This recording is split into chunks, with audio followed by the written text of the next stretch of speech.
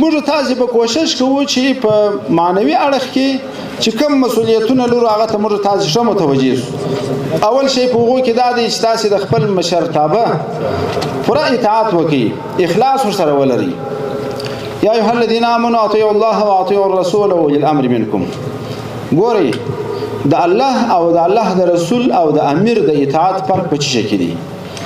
درې سره په یوه آیات کې ذکر شوی دی.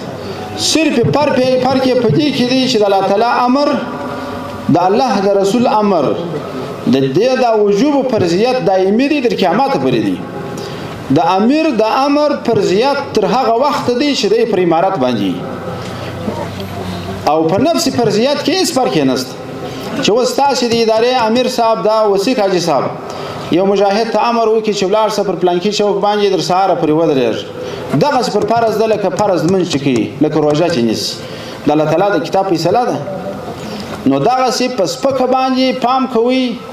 که مشر امیر امر درته کوي، که کشر امیر امر درته کوي، په سپکه ورته ونه ګورئ، لاوبالي ونه کوي. دغه بې اطاعتي چې د الله پاک ناراضه کوي، د الله تعالی ناراضي چې راسي، بیا ډېر مشکلات په دې نظام کې راجوړېږي، په اداره کې راجوړېږي. بیا چې هر څومره پهلوان یا هر څومره تکتیک چې زده یا هر څومره استخباراتي درسونه دې ویلي، خو هغه په دې شرط باندې تا ته ګټه کوي چې ته الله تعالی راضي ولرې. الله تعالی چې راضي کېږي هغه په اطاعت باندې راضي کېږي.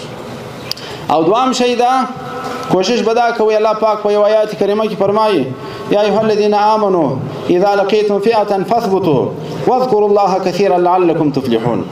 د مقابلې په میدان کې به بزدلي نه کوئ. قدرمنو مجاهدینو، تاسې اوس یوازنی هغه فوج د اسلامي امارات یاست چې کله کله د نظامي برخورد سره مخ کېږي.